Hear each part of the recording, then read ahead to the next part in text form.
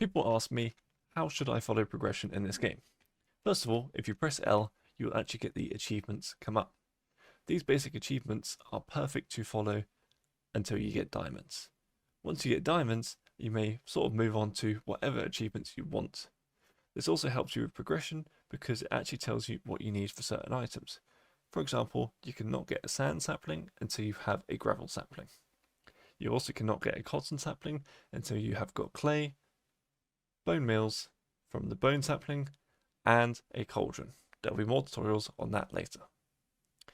After you've achieved diamonds, people ask me, what should I do?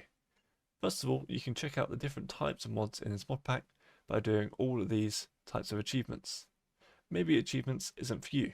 You can complete Minecraft normally by going to the Nether and then killing the End Dragon, or you can even go ahead and just build a city, an amusement park, or set your own goals.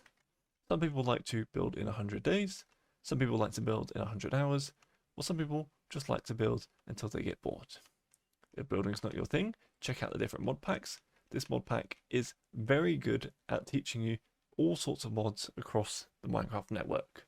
This is how I learned most of my mods from this mod pack. This has been a Sky Factory 4 tutorial.